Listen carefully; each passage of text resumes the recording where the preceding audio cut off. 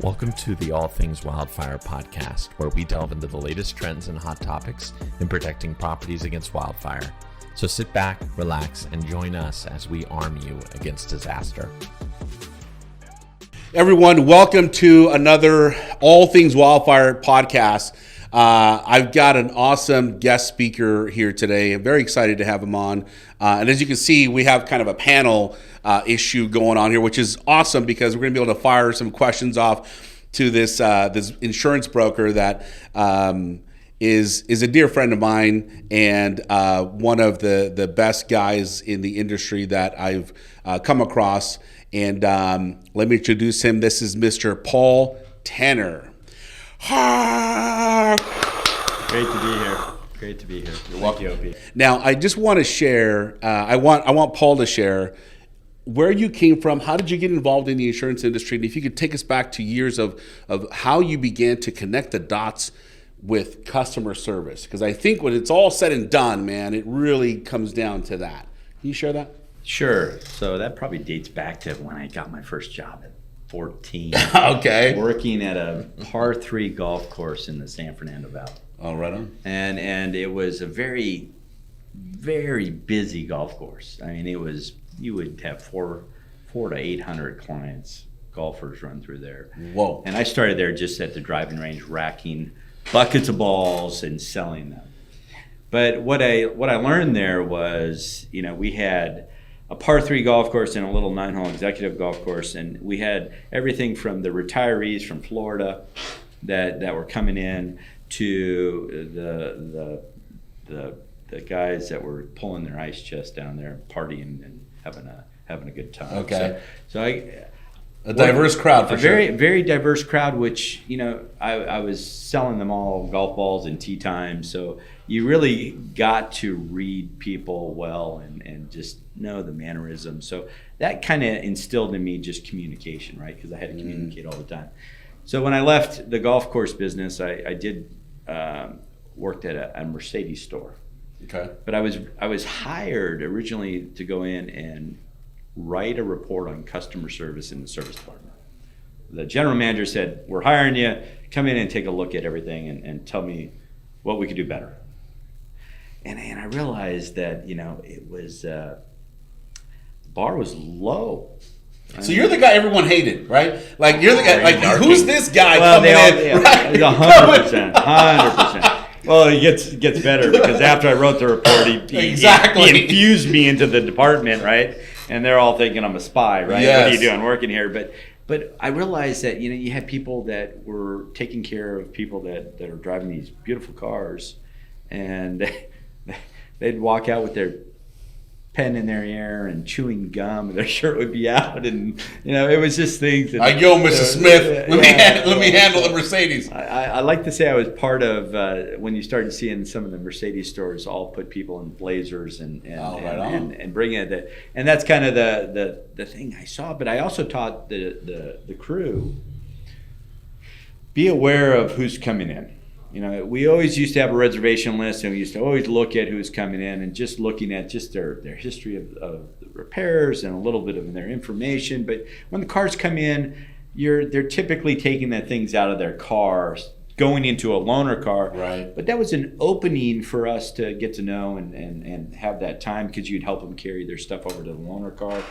But you'd see if they were a golfer. You'd go in their car and see if they were smoking cigars, if they had tennis clubs. So I got the team to be aware of, hey, we have sleeves of golf balls, we had some cigars, we had some single roses when somebody would come pick it up if we didn't see anything in the car.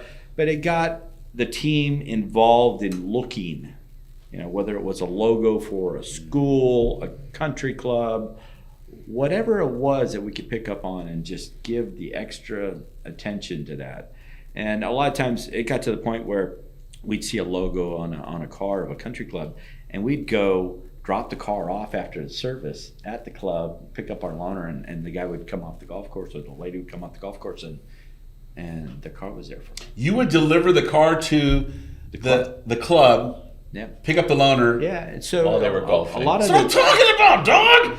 A lot of, and now you see people pick up cars to bring them in for service and bring them back. I'd like to say back in 2000, that was a lot of things that I was trying to That push. you implemented. Interesting. Yeah. Wow. Okay. So then, so I love that. I think for all of us in business, whether we're employees or business owners, this is a stimulating conversation to really kind of get our thoughts moving as to what can we do with our own clients to make a bigger impact. But how did that transition when you went into insurance? Right now you left Mercedes. Did you go right into insurance after that? I did. Okay. I did. And that was I was kind of shocked when I got to Mercedes, going, hey, these level of service needed to elevate. I was really shocked when I got into private client, high net worth, family office. Really? I was devastated. I was devastated. So look, people believe, I don't know how long ago that was, but people believe, at least I have believed, that high net worth or celebrity clients, they have like the top level service. You're saying that that's not necessarily the case when it comes to insurance. Wow. No. And I've had a just decades of listening to questions from some of these clients that, hey, they think flood insurance is if a pipe breaks in the house. Mm-hmm. They think if the roof leaks. Mm.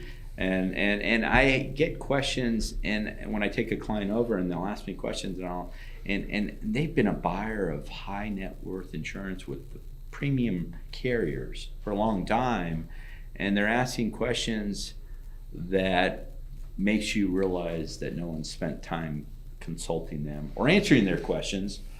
And brokers sometimes are afraid to go sit down with a billionaire and have that conversation. They really are. They'd rather fire off an email, hey, we saved you 12% on this, and we'll see you at renewal. It's changing. There's so much changing in the industry that with the rates, the difficult market, you really have to be having good conversations. What's the house worth? Rebuild, explaining the policies. Policies are getting a little bit tighter where they're not covering everything. And so you have to make time and in a client's busy schedule to carve out and explain to them what's going on. Yes. Have to.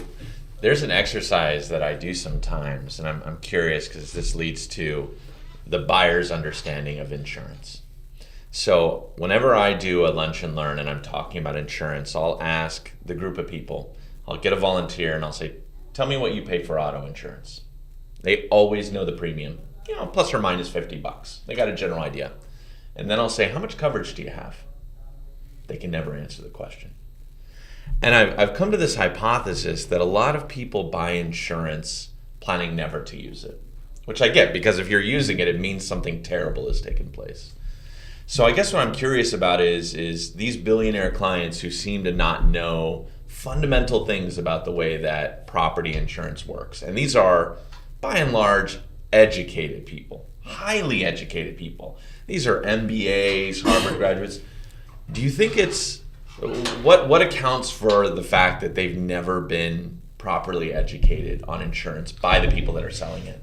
Some of the clients rely on business managers, estate attorneys, advisors, wealth managers to do that role. Right? Yeah. But I like the clients that care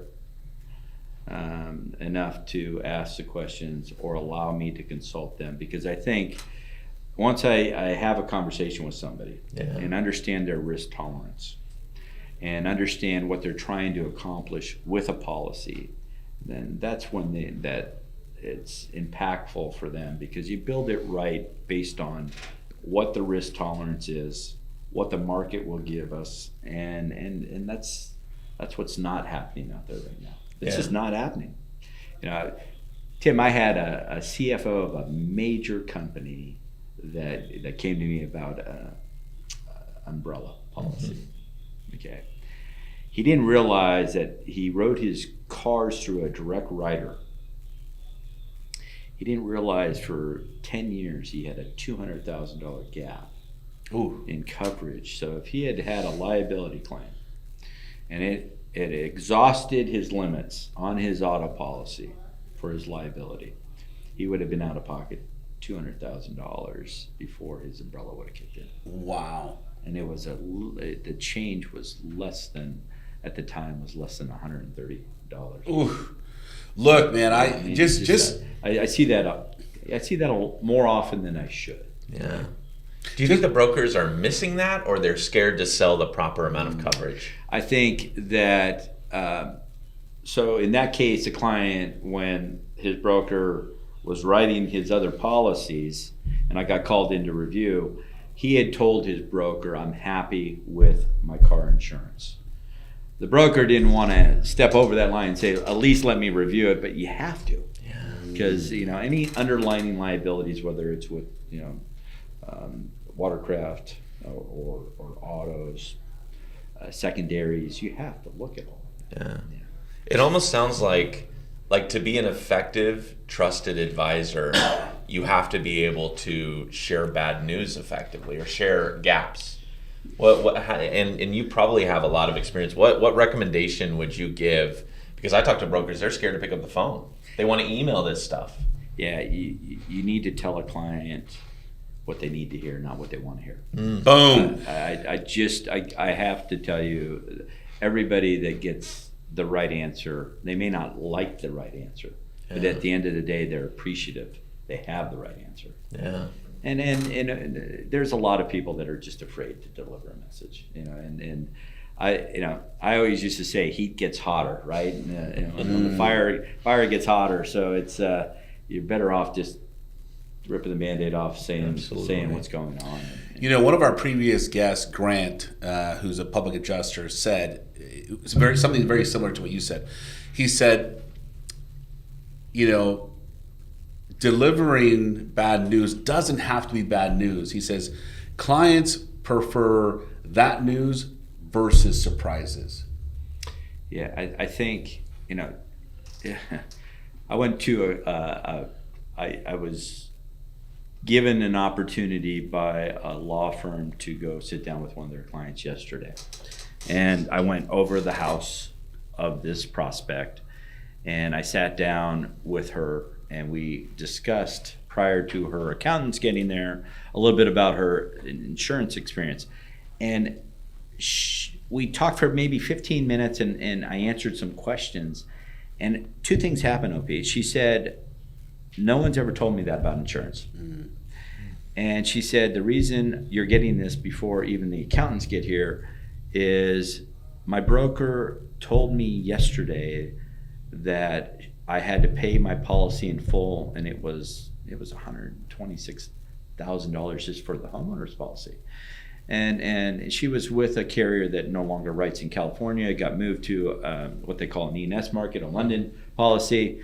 And, the broker, her current broker, I should say, as of today, former broker, delivered, that message with 2 days notice. Whoa, okay. 2 days to pay $100,000+.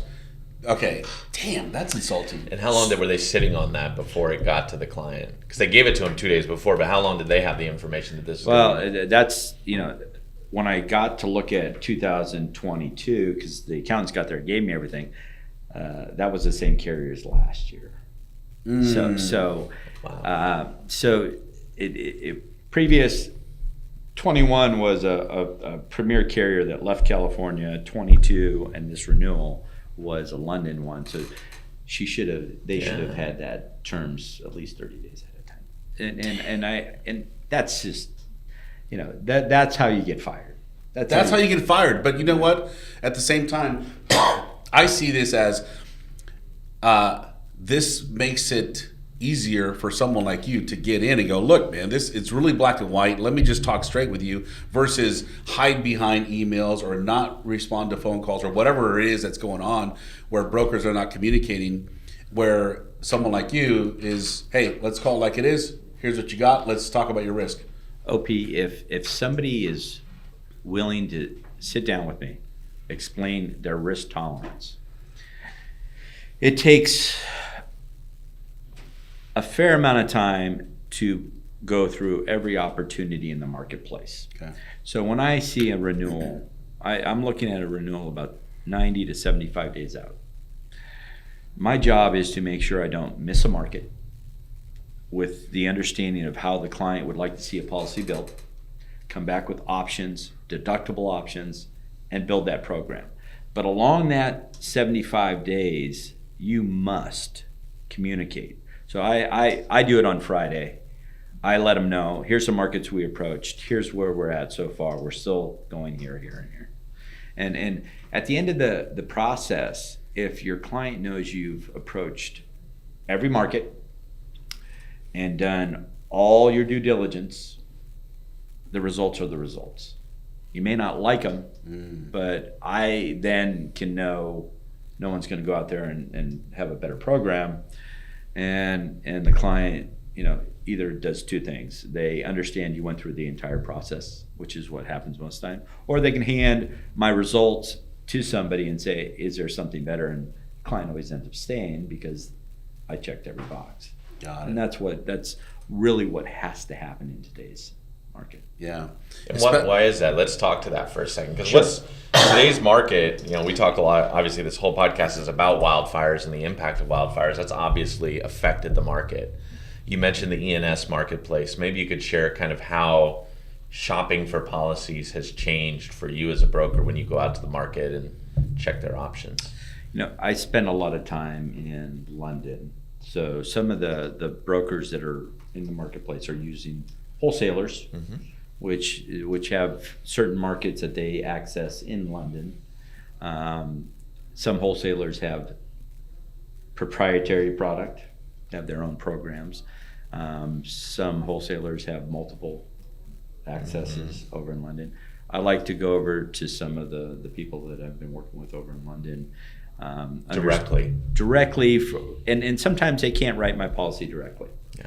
But they can tell me they have capacity, here's what we're willing to look, and I know the best access point to go get it.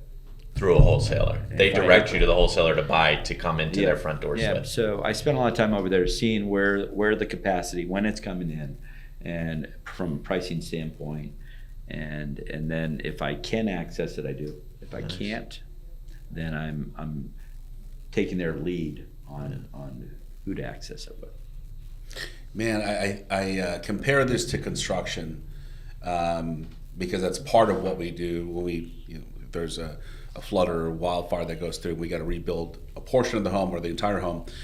When we have to rebuild the home, we have to, before getting permits, we have to have an engineer, an architect, draw up the plan. And I feel like that step in insurance is being skipped because that's what you're doing, right? You are the architect, you are the engineer. You have to be able to look at this from all angles to see what is the best fit for my client and let me orchestrate what this is going to look like.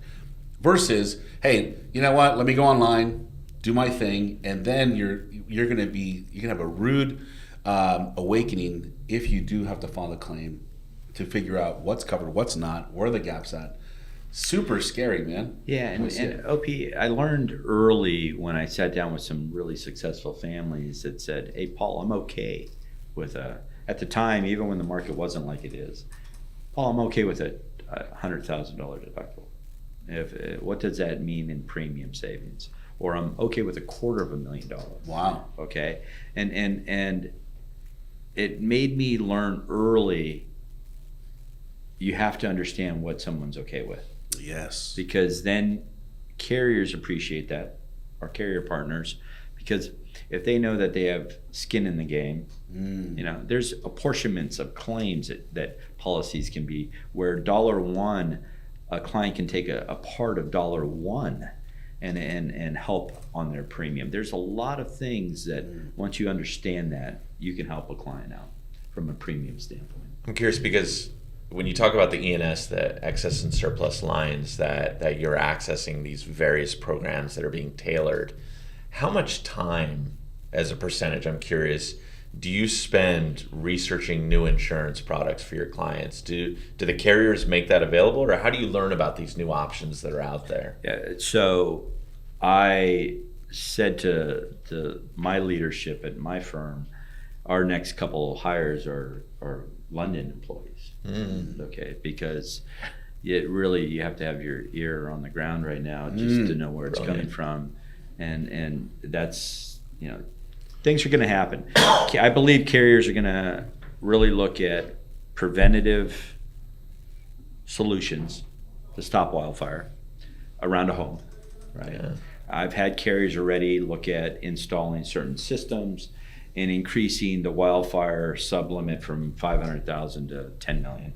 Wow. So there is a lot of things that will have to change. Yeah. But I think you're going to see preventative, a lot of prevention to stop a wildfire around a home is going to make a carrier more apt to write you. Sure. Period. Shameless plug. Contact It really- Allied Disaster Defense to help you out. If carriers want to write good risk, and if you can make a risk better, and the carrier feels comfortable with what is being done, they're going to give you more than if you don't have something in place. Paul, earlier you were talking about how we're seeing this. So I'll mention what we see happening, and maybe you can describe why you see that happening. But we see homeowners. We don't get to understand, what their premiums are, what their policies are. All we're getting calls from people saying, "Hey, I want wildfire prevention methods done to my home, and I want you to respond when there's a wildfire."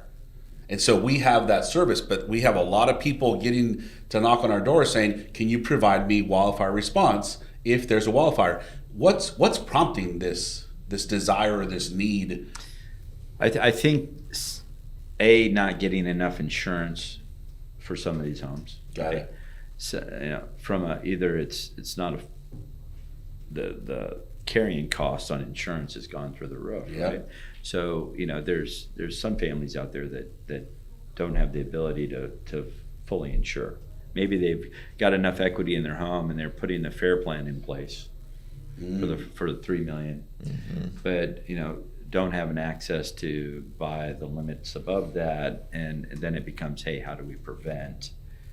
You could have people out there with $6-7 million dwellings, but it's so expensive to buy that last $3 million. Wow. That it would be better for them to put something in place and then have somebody, if they're allowed to access the property during a wildfire, help save the home. Yes. Right. So that's what that's what you're going to see a switch in. And that's also partially like a business decision from their part. Sure. Right? Sure. Understanding how much, hey, if they invest X for this year, they can save X through their premium. And there may not even be a wildfire. It may not even come through there, right, this year. But in case that it does, I can see now it's making sense as to why people are requesting this service, because they want this additional insurance, if you will, to know that they're going to have a team that can respond. Yeah, and I think certain states are going to have to really work hard to work with carriers to get them to come back and be willing to offer a product too, because right now it's very limited on we had a lot of admitted carriers, and you're seeing less and less. They're all moving to the non-admitted side. What's it going to take to get them? Yeah, I mean, you brought that up, so I'm very curious. I think we're in California, so we know a lot about the California Department of Insurance. But what's it going to take to get the admitted markets to come back? Because right now, none of them are trying to expand their Southern California book of business. I think our commissioner of California has got to sit down with the CEOs of the premier carriers and go in a room and weld the door shut till they figure it out. Let's do some WWF, yeah, bro. Let's go. Because I did see the concern I had was looking at a carrier who wasn't making money, maybe the last 5 years on a certain line of business, and going to try and get the right rate. That was painful for them, and you can't do that. We need the carriers. Yes. I think most of my calls right now that are random are coming from realtors, mortgage companies, and banks, because no one wants to lift a contingency on a purchase of a property without understanding what the carrying cost of insurance is going to be. Yeah. And there's a lot of people that close a house and they'll pay cash for it, then they go out and want They go, hey Paul, well, no, they want to put debt on it after they've closed it. Okay. They want to tie the property up, pay cash, and then they want to go put debt on the property. And they realize their bank is the mortgage company's like is requiring this, and they go out to say, hey, we got to fill these requirements, and wow, that's 4 times what my mortgage is. Sure. So those are the things that you're starting to see where it's written in some of the contingencies based on us being able to get affordable insurance, or reasonable insurance. We've heard in the past where some insurance brokers were concerned, and they would hope that that the homeowners would contact them first before purchasing that property, either in Florida where there's a massive flood zone or in California where there's massive wildfire, because that is going to have a massive financial impact, and that's got to be in the decision-making process. And what they're saying is, like, they're going to call from a client and say, hey, just bought this house in Malibu off of the cliff. I need you to come and insure it. I can see that issue, man. Yeah, I've had business managers and realtors all call me saying, the person we're buying it from uses you. Can you get our new client, because their broker doesn't have any luck? And that's a common call nowadays. I'm curious about that. So what do you see as the role of the broker in helping sell the insurance company on taking a policy? If a broker does an Accord app, which is what we use to put down the information of the risk, and they send it into an underwriter, it's not the way to get the results you need. Yeah. You have to have a relationship. You have to understand the property. You have to take a look at what they've done to protect it, and package it up before it goes to the carrier to look at it. Yeah. If you're just firing them into there's a pile this big of everybody trying to get insurance on their desk. You gotta set yourself apart and explain to them why this risk, what the homeowner has done, why this is a good client, and give all the information with the autonomy to build a policy that the carrier's good with and that fits into what the client wants. Yeah. That doesn't happen. Yeah. Everybody's just firing them off, and what I get, and that's just not how it works.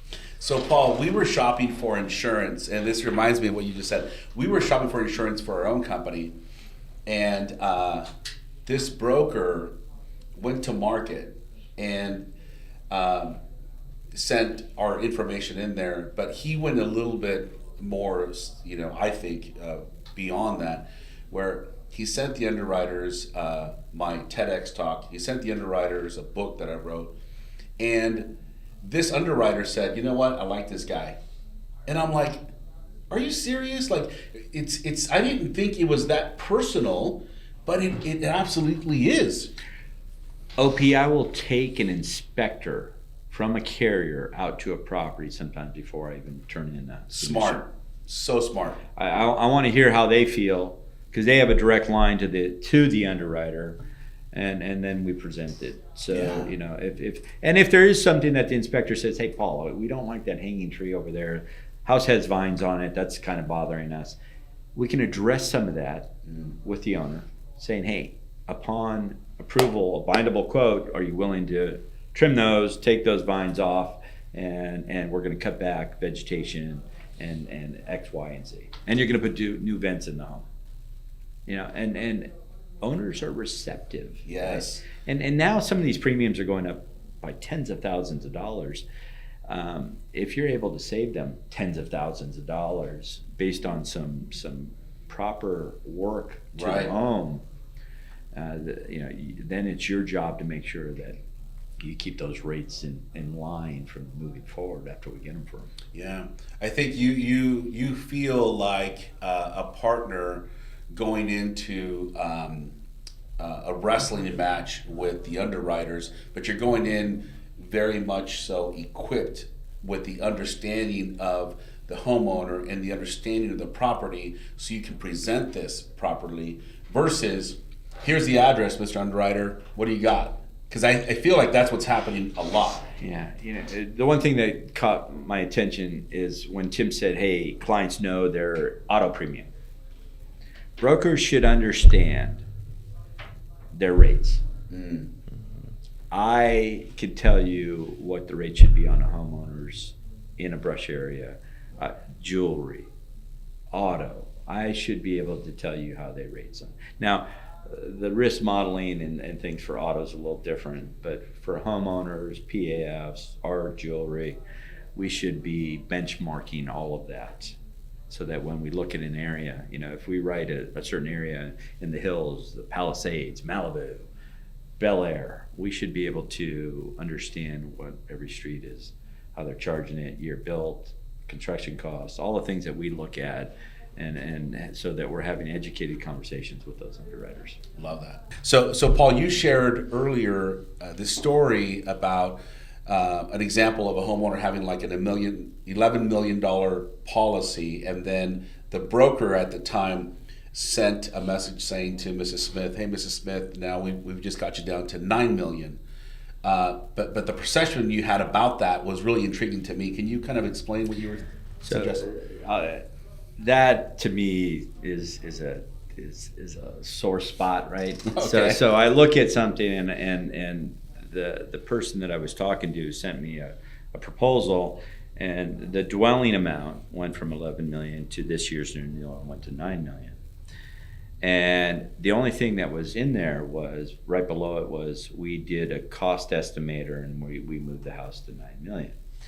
So my auditing side asked the homeowners, how long have you been with your broker? And she said, well, over 10 years. And so if you think about the home being 2 million heavy for the last 10 years because they finally decided to do a cost estimator, what does that equate into premium, right? And it gets back to the same thing I said about deductibles. If you're going to advise somebody not to turn a claim in, and you have a really low deductible, but the claim happens and now you're going to go tell them not to turn a claim in, shame on you. You should go figure out what, as a broker, you'd be accountable. You should go figure out if you're going to move somebody at 25, what would that have saved them in premium? How long if you would have told them not to turn that claim in? I love that. So they're already acting as if they have a $25,000 deductible, but Yes. they're paying for a $1,000 deductible. 100%. Yeah. And so we talked about like frequency is a problem of claims, right? And so we're seeing that too, Paul, where the homeowner calls and says, hey, my broker advised me not to file a claim, and it's $20,000, and their deductible is $5,000, and so the homeowner's going to pay out of pocket for the whole $20K. But to your point, why hadn't the broker already, if he already said don't file a claim, why hasn't he already set up the $25K deductible, right, to save money? OP, if you ask 100 clients out there that are buying insurance, does your broker call you and sit down with you 60 or 30 days ahead of your renewal? Did you get a summary of insurance at your renewal? Most people are going to say no. Right. Okay. So, it's wrong, and you could have gotten away with it 4 years ago when the market was soft and you didn't see inflation. It was minimal. Premiums were not raising up a lot. You have to pay attention right now. Man. You have to pay attention. It's just and there's another thing. There's an inherent problem with the way the carriers pay us commission on premium. Okay, I have a very difficult time having an exposure, a house, like I said, that went up 2, 3, 4 times And I've shopped the entire market. It went from 100 to 400,000. Wow. Okay. My job of servicing that client in that home didn't change. Why should I, this is, I probably have the owners of my company want to shoot me when I walk out here, but why should I, and they give me the autonomy of changing it, why should I be paid 4 times the commission on the same exposure? Okay. And I have a tough time with brokers that just say, hey, that's where the market is, and not work with the relationship you have with the client. There's a lot of times, that you have to look at the environment, the rates, and say, this is going on a fee because I can't justify. If I'm working a lot on an account, no problem. I get paid the commission on it. If it's a big account that is truly well managed and it's a very little work, it's just not right for a broker to. Okay, this is for all you listeners, this is the back end of what happens. But what is there a difference between a commission and a fee? So commission is based on the premium. Right. Okay, I'll look at it, something going, hey, how many man hours, how much marketing we're going to do. Look at the claims history. It has, not an active claims family, and say, hey, this is what I need. We're entitled to making money. Yeah, of course. But we're not entitled to making that much money when I only got this much labor. If this goes the way to plan. Now, if I put it on a fee that's half of the commission, and I get through a year where it was a very active account, then it's my job to go back to the client and say, hey, we're going to go back to a commission, or we're going to go to a higher fee, even though it's not as much as that commission. But that's what needs to happen. Wow. That makes a ton of sense too, because I will tell you, from the disaster restoration side, when we enter a home, we hear so often, I have been with my insurance company for 20 years. I've never had a claim. I've never been difficult. And it's funny because they expect a certain level of value from us as a disaster restoration company, as if we too had been collecting premiums for 20 years. As if like we have been getting royalty checks on that, and we don't. It's a spoiler alert, we don't get any of that. So it's really interesting, the perceived value there. It's true. It really is true. There's times when a family hasn't had a claim in 10 years, and nothing has changed in their portfolio, and you have to literally look at it going, hey, you got to be there. You got to give service to get paid. Absolutely. And so that's where brokers really need to soul search right now, because you just can't take these large commissions. Yeah. Because the market's difficult right now, and the work didn't go up. Excuse me. One of the things that keeps replaying in my mind, Paul, is your ability to go from one position in your golf career to Mercedes to insurance, and really understanding that there's a relationship and there's a connection that needs to happen with the individual. And I feel like in our world of automation, insurance companies, insurance adjusters, what we see for sure, insurance brokers sometimes, they'll hide behind an email, and that's how they send out information. But the what I've been hearing from you is a lot of it has to do with building the connection, understanding the homeowner, understanding their risk tolerance, understanding the policy and the property. And for me, I've seen you in action.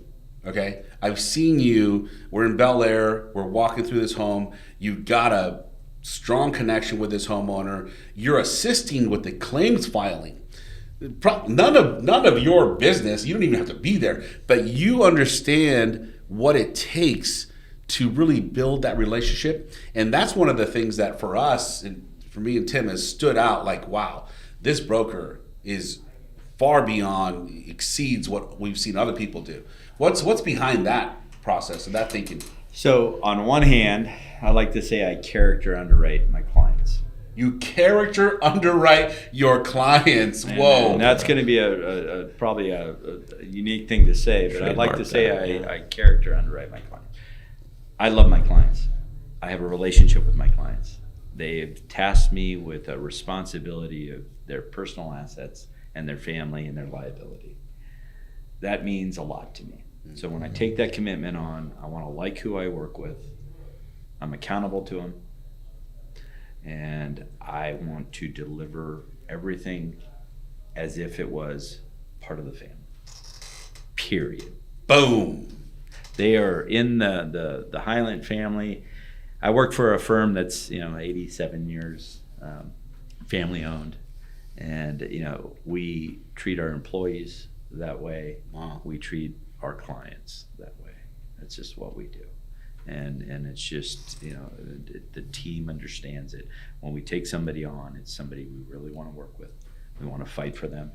We want to make sure we're doing everything we can to protect them, their assets, and their family. Yes. When you're underwriting their character, which I love that. I love that too. I'm curious, do you love everyone, or do you have to tell no to some people? There's some people that I'm not a fit for. Yeah. Sure. How tough is that? We struggle with that sometimes because we get invited to construction projects, and construction projects are like a marriage. They last a long time. We see each other in our pajamas a lot. It's one of these things. We have to say no. How do you go about that? What do you keep in mind as you do that? Explain to somebody the way the team works and how the team supports. Explaining how we deliver that service. If someone wants to, I'll tell a quick story. It was just a couple weeks ago. I had somebody who was asking me to find insurance for a home, and he wanted to have a call, and without an email, sent me a calendar invite for Saturday. And it was a brand new client, and I took the call. He no-showed to the Zoom call.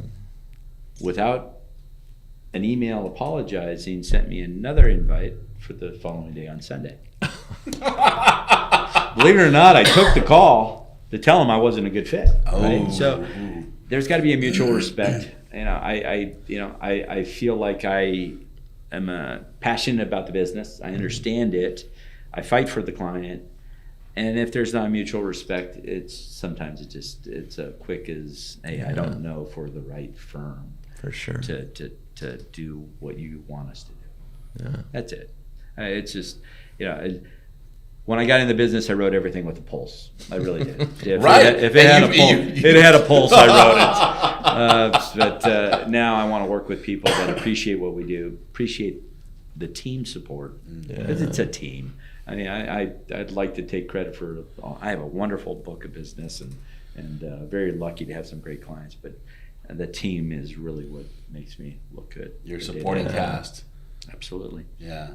That's absolutely. Awesome. Yeah, I think about these conversations of not being a good fit, right? And Tim and I, we struggle with that, because we know, okay, we have to say no to this client. We will not, because we have the scar. We still have the scars to show the pain that we had to go through in the past. So no, I think it's important to absolutely understand who you're willing to write, who you're willing to take on, what's the avatar look like of the ideal client, and anyone outside that box. We want to be careful to take them on. Otherwise, it's going to cause a lot more pain. Sure. And that's perfectly said, right? So if an executive assistant is calling me back and with no scheduling from a client, that our prospective client, and just a little too demanding, I just there's, the world's busy. Mm-hmm. We're gonna get to it and do it as quickly as we can, but there's just certain people that just have their expectations are just not in line with what it takes to, and a lot of it, OP, is it may not be the client's fault. They may not understand the process of a team looking after risk and consulting the right way what it takes. Meaning that there's a lot of background things that need to happen for a family to be properly insured. Mm-hmm. And some people just think it's push a button and what's my premium. It's really, yeah, exactly. There's no button. Right. Come on, this isn't Geico. Come on now. Right. So it's funny when you say it's a team effort, and This is the way the process works. We have a process, Paul, when we get a contract signed, there's an onboarding of that client. And so the contract gets signed, and right away it's, hey, Mr. and Mrs. Smith, we need to schedule a Zoom call so we can introduce you to the team. And what that looks like is they get on a Zoom call, and it can be 15 minutes or it can be 30 minutes. But really it allows the homeowner to see the project manager, to see the superintendent in his face and talking to him, to see accounts receivable, and to see the administrative support. If they have questions, this is your team, Mrs. Smith, and we identify what every person does, and we get so much like positive feedback around that.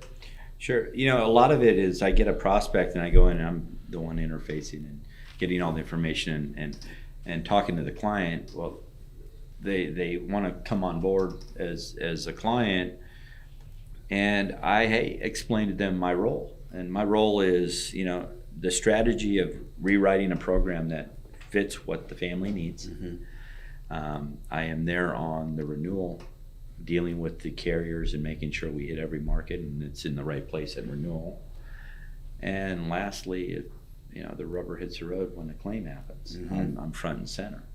And I always say I'm the last throat to choke, but last throat to choke. But there really is from day one all the way till that renewal, where I'm sitting down with the team going, hey, if we were another broker, how would we steal this? And I say that to the team constantly.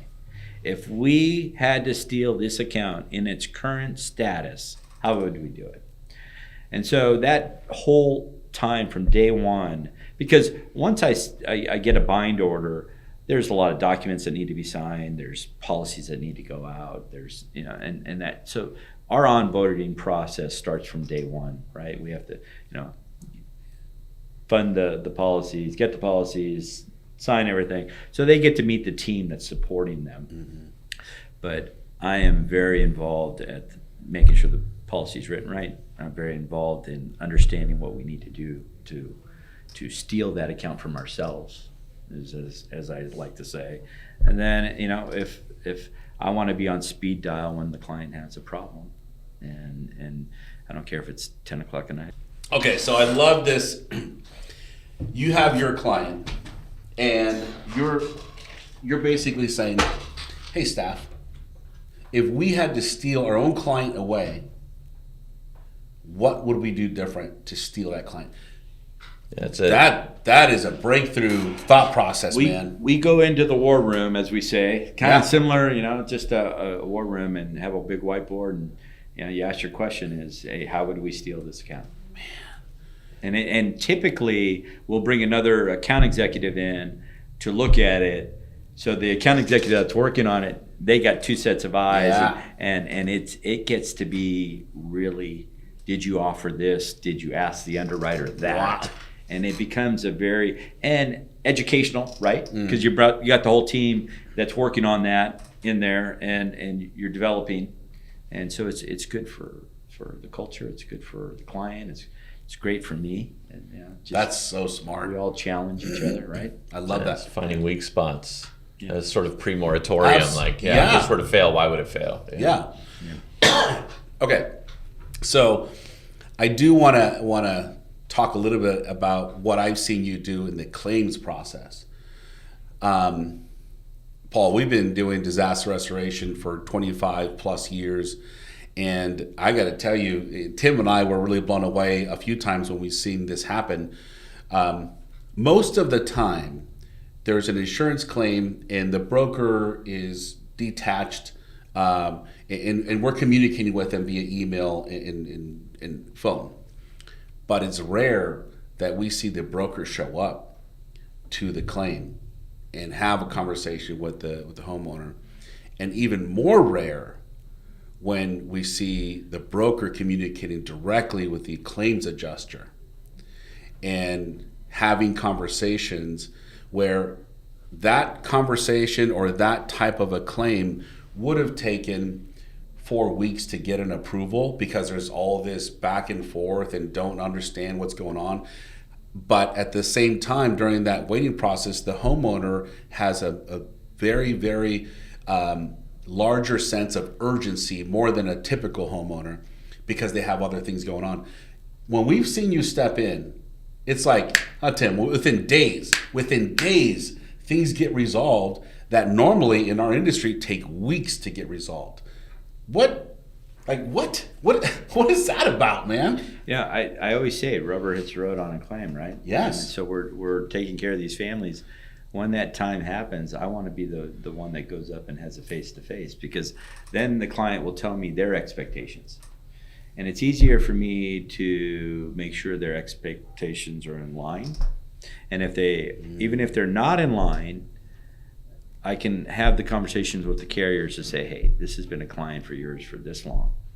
This is an inconvenience. We're trying to get this, and this done immediately. And so that's why I always show up at a claim. I want to show up at a claim. Yeah. I want the client to know that when they really, I sold a policy that should perform a certain way. Okay. And the adjuster knows what's in the policy, or some adjusters, look and make sure, what they're entitled to. Companies like you understand it. Most clients don't understand what they're entitled to. Mm-hmm. So if there's, custom paint in this room and it's going into the next room that wasn't damaged, it's all got to match, and taking the time to explain what they're entitled to. Right. And a lot of clients say, nope, I just want this fixed, even though I'm entitled to that. And it sets the bar to understand what client's expectations are. I make sure that the carrier partner of ours does what they're supposed to do. Yeah. And great companies like yours that go out there and make them smile and make them advocates of both of us, right? Awesome. So I appreciate that. Yeah. Like I could chop this podcast up in a bunch of different ways. I'm gonna be excited to do that. Tim, do you have any thoughts or any questions for Paul? I've asked a bunch. I don't think I have anything more to grill him with. Well, you know what? Actually, one question I do have.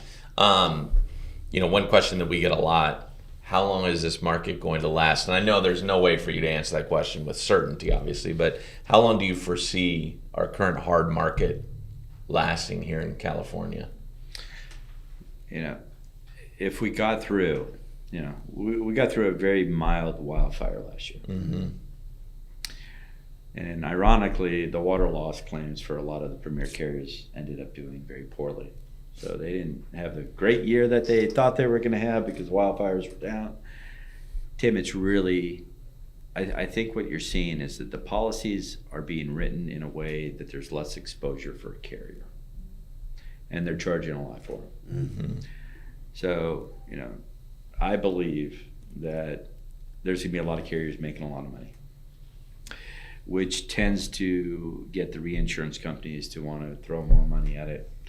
So if I had to say we're going to have a tough 23, I think if we get through a first quarter, second quarter of 24, where it's not a lot of water losses and hurricanes and a lot of billion-dollar catastrophic losses, you should start seeing some money ease into the reinsurance, giving more capacity with more competitive rates where people want to buy some business. Fantastic.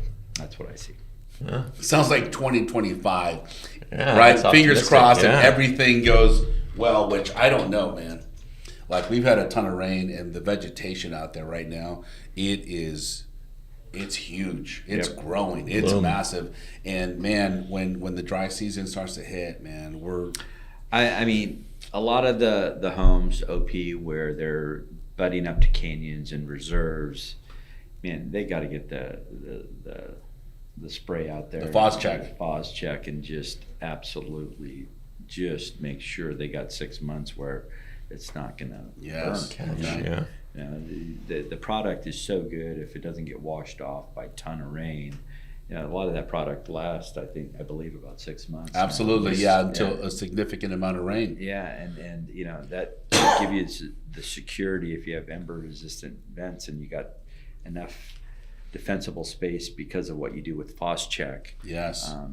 You're doing the right things. Yes. Yeah, that's Yes. what you should be doing to protect your homes. Love it. And I think, Paul, I appreciate what you're doing. And you know, I'll mention, you've called us in on a high net worth client.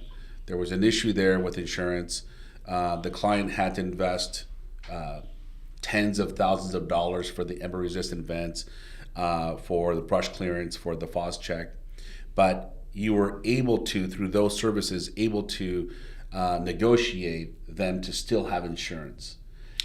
Right, and even a higher limit of insurance, right? Okay. Because of what was the investment and what you guys were able to put onto the property. Yeah. So, you know, when you have a client that's willing to invest in protecting, a company that's proven that it works, a carrier will sit down and at the table and offer better terms, or at least terms, higher limits, less sub limits, and be able to have those conversations. Nice. Yeah. Nice. Yeah. Awesome. Anything else, Tim? Vincent, do you have anything? That was awesome. What do you got? You want to add anything, or Anything you want to plug? Anything you'd like to close with? You know, plug. I don't. You know, I'm not a salesman. I'm gonna put your contact. I'm gonna put your contact info on there at the end, so that way people know exactly how to get a hold of you. It's nice working for a family, the Highland family, that allows me to run the family office practice. That that was one of the first policies they wrote back 87. It was personal lines, so it's always been near and dear to the Highland family, and I get to grow that part of the business out for the Highland family, which is exciting for me. Awesome. And I just it's exciting to be in an industry that is just needed. I always say it's legalized mafia. So if anyone ever comes up to me in an elevator and asks me, "What do you do?" I say, "Legalized mafia," and they look like this and they're like, "Yeah, I sell insurance." But protection. Protection. But it's I love it. It's something that everybody needs. Nobody wants to buy.